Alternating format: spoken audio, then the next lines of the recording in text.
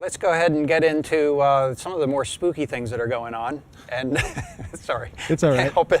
I got the giddies today. It's all right. You got to start with a pun. Got to start with something. So this is a bug they're calling Phantom. FireEye researchers found this interesting bug and named it after the ghost bug that was, I think, in glibc a couple months back. Yeah, a few months back. Yeah. So the idea in this bug is that it's a bug in the core networking code of iOS, which has since been patched.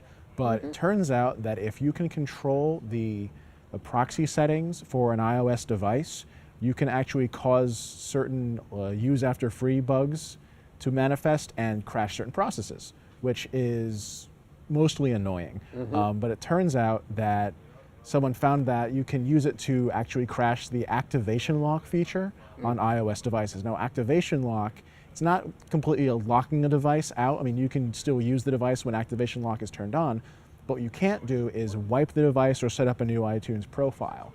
So basically, this vulnerability allows thieves to steal a phone and then remove that lock functionality and then go ahead and wipe the phone.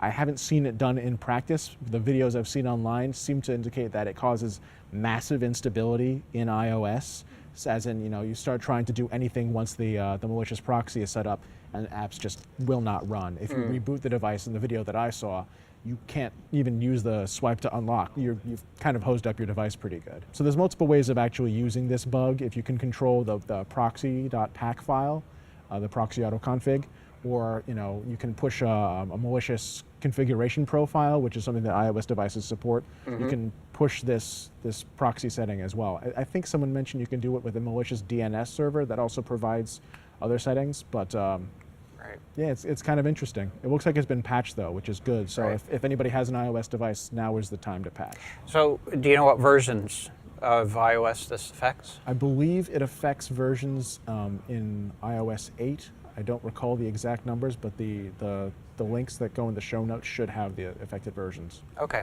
yeah, because that's I think that's going to be an important thing. I think they just came out with 8.1.3. 8.3 is the one that just came out in the last week. But there are some issues for folks like me who use iOS devices in aviation that there are some folks suggesting holding off on 8.3 because there's an issue with Bluetooth GPSs and iPads. So hopefully that'll get solved quickly. I know that 8.4 is in beta already, so hopefully that'll be fixed soon. So keeping a good line of patches coming out for iOS. That's a good thing. Keeping up on those things. That sounds like an interesting one. I'm wondering if we're going to hear some more about that going forward, or if it's just the fundamental of the patching process is going to kind of make it obviate the need. Well, luckily Apple does have that, patching pretty much gets done on a regular schedule. There may be people who aren't connecting their devices to an external network and not getting those patches. There's always that long tail of patching that there's only going to be at least one, maybe a handful of devices out there that don't get what they ought to be getting.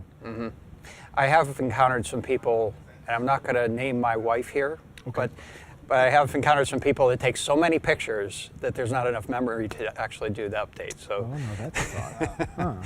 So that's one of the things to keep in mind. I know someone's wife who has the same problem. Somebody.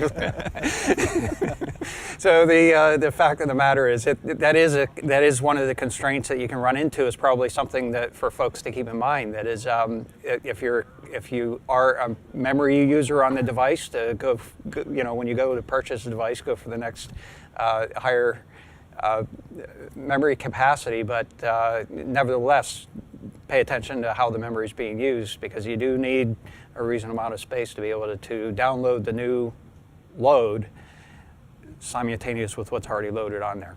Right, to patch it, yeah. Important piece.